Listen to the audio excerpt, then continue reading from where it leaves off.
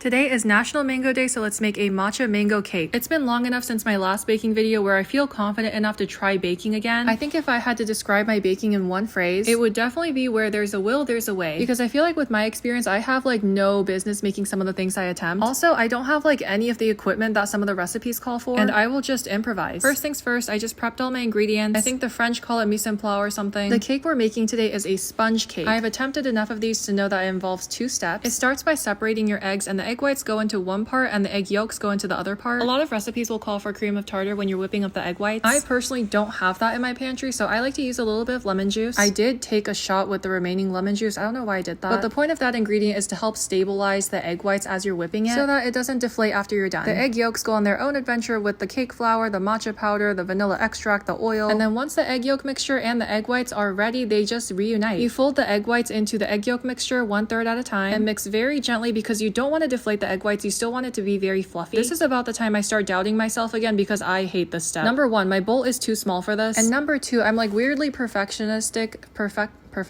I have a tendency to overmix because I'm so scared of undermixing. Also, I only had one 6-inch pan, so I decided to put the rest of the batter into this muffin tin. Again, where there's a will, there's a way. The recipe actually does call for 3 6-inch pans because you're supposed to bake them separately and then layer them on top of each other. I consider myself a planner, someone who's very logical, but when it comes to baking, most of it goes out the window. I'm not really sure why that is. I think I just get like tunnel vision. I stuck those in the oven and then did my first round of dishes. I think like 12 minutes later, I pulled out the muffin tin. This was a complete guess on my part, but I think I did a good job. A little while later, the cake came out too. I let it cool on the rack while I did my second round of dishes and got started on the matcha whipped cream. The recipe I followed had an option for buttercream frosting and whipped cream. I personally prefer whipped cream, so that's what I'm making. Now, I did use a lower grade matcha in the actual sponge cake, but for the cream, I'm using a higher quality matcha from Littlefoot. I think the color will be prettier and the taste will come out better. I don't like using super high quality matchas and things that are going to go in the oven because I feel like most of the flavor is going to be baked away. Whereas if I'm putting it in a whipped cream, it's just going to stay cold the whole time, so I feel like the flavor comes out better, like a little bit more preserved. Okay, now it's time to layer the cake. And you guessed it, I don't have one of those cake leveler things when you're cutting the layers. So for this step, I usually just do the best that I can. On every layer of sponge cake, I put on a layer of cream and some diced up mangoes, and basically repeated this process until I had all 4 layers of the cake stacked on top of each other. Also, yeah, I don't have like a cake frosting knife, so this is just a butter knife. The back side of it is flat, so I just like to use that, and like it does the job. I didn't really know how to decorate the cake, so I just put a smiley face on it. And staying totally on theme, I don't have like a cake cover for this while it goes in the fridge, so my mom found this pot with like the detachable handle and just gave me that. I also don't have a piping bag, so I made one with some Ziplocs and attempted to fill my little cupcakes with the matcha cream. It actually came out really good. I couldn't complain. Okay, now we're moving on to the next day when I'm actually cutting the cake. The downside of putting a face on your cake is you have to cut it. I also had some extra matcha cream, so I topped off my cake slice, and now I've meal prep breakfast for like the next 7 days. Bye, have a good